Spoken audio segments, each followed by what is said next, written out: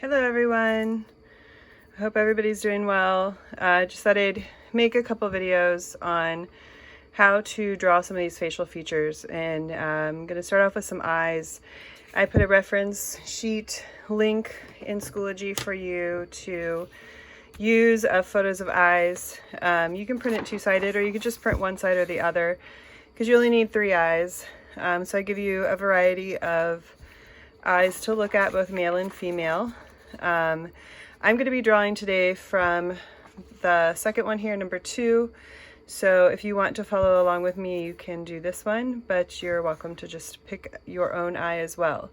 The most important thing is to look at a reference, not to just make it up from memory. So the whole idea of this is to draw what we see and to really start to look and to notice the shapes, the lines, and how they all come together to form an eye.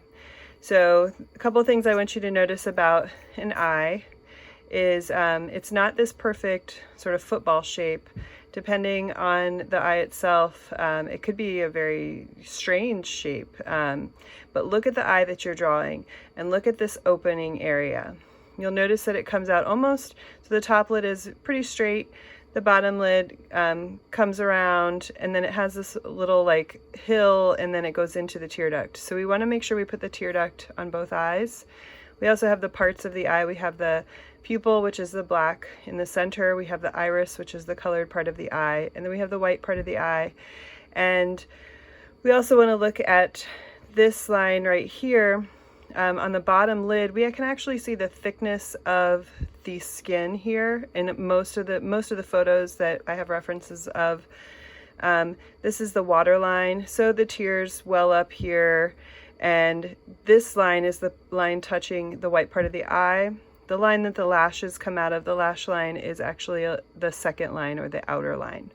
So looking at the iris, noticing that there's texture in there, noticing a lot of times that the iris is a little bit darker just around the edge of it, and we'll see that in a lot of these photos where it's a little bit darker around the edge and it lightens up towards the center.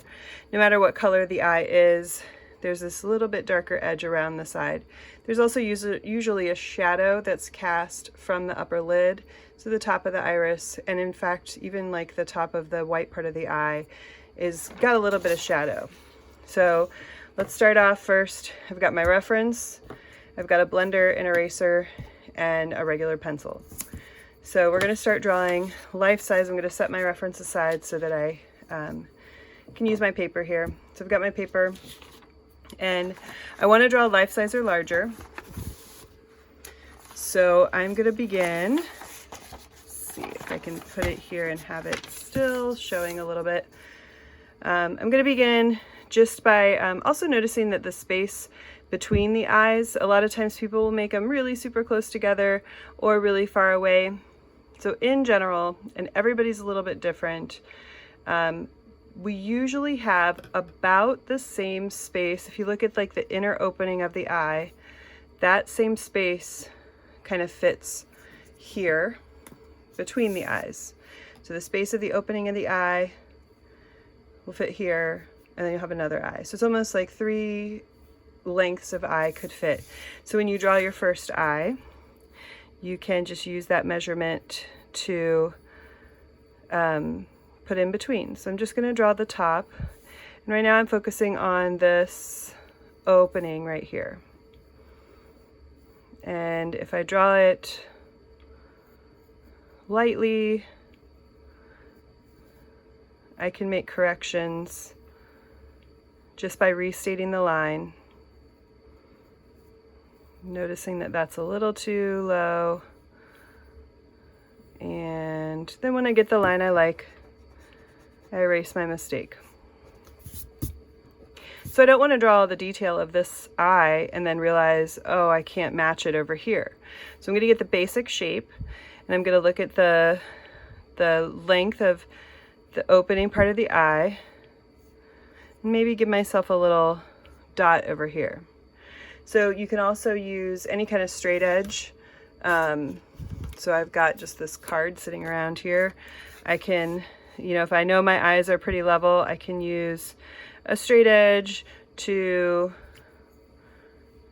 kind of show where the bottom of my eye is going to line up. so I know that I've got them even and they're not crooked. I can also measure the width of the eye and try to get that about the same. They're not always going to be perfect. Some people aren't, you know, perfectly symmetrical. And depending on the angle of the photograph could be different too. I can also kind of look at where the top comes. And I know I'm not quite coming up high enough on this one. So get the top done. And then come in and get that little tear duct so it kind of comes up right before the tear duct. And it's usually maybe a little flatter on the bottom than it is on the top. I'm going to go and adjust this one too. I feel like it's a little off. So then I like to look at them, noticing that, you know, is the spacing right, and do the tear ducts line up? Do the corners of the eyes sort of line up? They might be higher or lower than the tear ducts, that's okay. And just look at this basic shape first. And before I move on, make sure I feel like they look right. So then I can start adding some detail. So I'm going to start adding the lines that make up the waterline. And I do see this one go almost to the tear duct. So it just gets a little skinnier as it comes in. And then this one over here, still got some more line to get rid of. I'm going to draw a little wider here. And then this one sort of disappears near the tear duct as well. I'm going to go ahead and put the tear duct shape in. So right here in the corner, the tear duct is actually like a little pink fleshy area, a little pink skin area. And then I'm also noticing that maybe I made these eyes a little too wide. So I'm going to bring them down a little bit, just a millimeter. It's amazing what the difference a millimeter can make when you're trying to match something on a person's face. So I want to look also at the iris now and kind of hop back and forth between them. So the iris takes up a lot of space. It's overlapped just a little bit at the bottom by the bottom lid, and it's also overlapped a bit on the top by that top lid. So unless a person is really, really surprised, they're most of the time with a resting set of eyes going to have some overlapping. You're not going to see the whole iris. So if you have trouble drawing a circle, maybe you can find, I don't know, maybe like a bottle cap or something, but just try to get the best circle you can. If you don't have, you know, any drawing tools, that's fine. And just draw, imagine it, you know, going all the way around, and look how close it is to one side compared to the other. We can always, always, always adjust and bring the eyelid down if it seems like it's still too wide of an eye. And then I'm going to kind of look how far away from the tear duct is this one, and how big does that need to be. And I'm going to try to get them as close to the same size as I can, and as close to a circle without using a compass that I can. So again, draw really lightly so you can make adjustments. So the next thing I'm going to draw is the pupil. This pupil is pretty small. She looks like she's got a lot of light shining on her, so her pupil has gotten a little smaller. Big mistakes I see people make are drawing the pupil either too tiny or too big. So if this is your iris, a good rule of thumb, we don't want to draw like tiny little pupils. We also don't want to have like these enormous pupils. A good rule of thumb, and this is an approximation, not, you know, like 100%.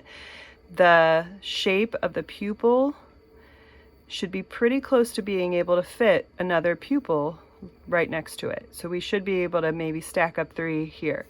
Now hers are maybe just a little bit smaller than that, but so I'm going to look at, you know, what I see, and the pupil is always in the middle of the iris. It's never going to shift left or right. When the eye turns, the iris and the pupil move together. So I'm going to put that there.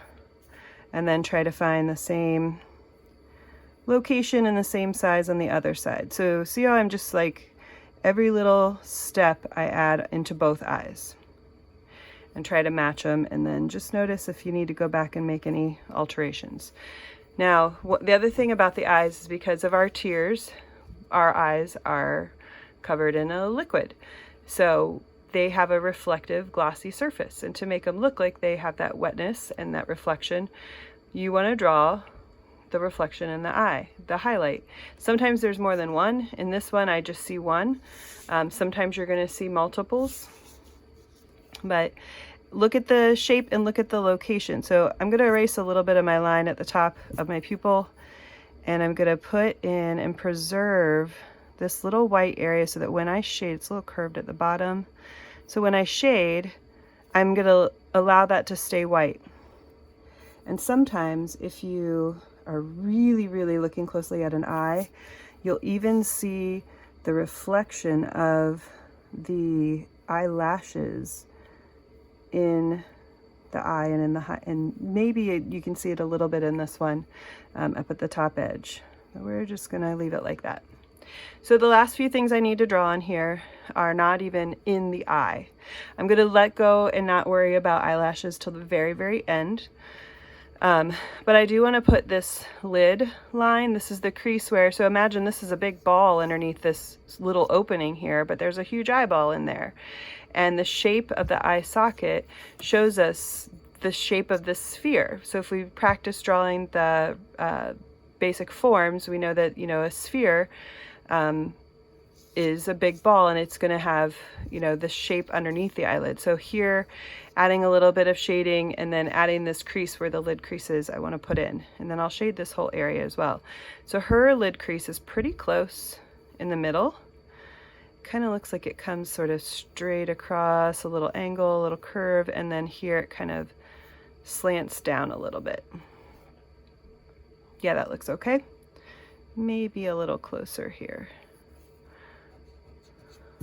All right, and then this one, I'm kind of looking at how far out does this crease come to my tear duct, and it kind of pretty close, comes out just about as far as the tear duct, and it's pretty close here, comes a little further away, and it ends just past the corner of this eye.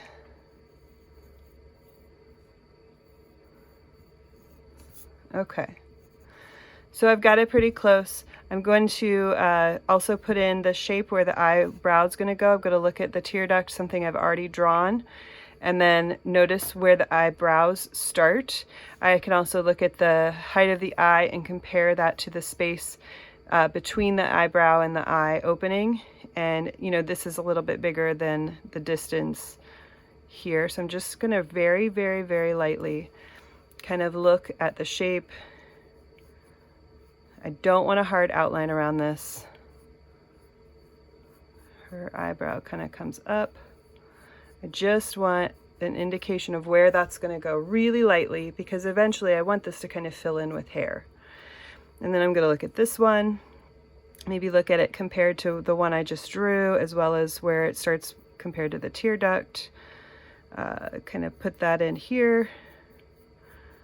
And then how far away is it from the outside corner of the eye? And what happens to that shape kind of comes up and then down. And as I'm going, I want to look back and forth and see if I'm getting even. The hardest part is just getting two eyes that look like they belong together. That eyebrow was a little low. So I feel like I've got the drawing part done, ready to go, and the next step is going to be shading.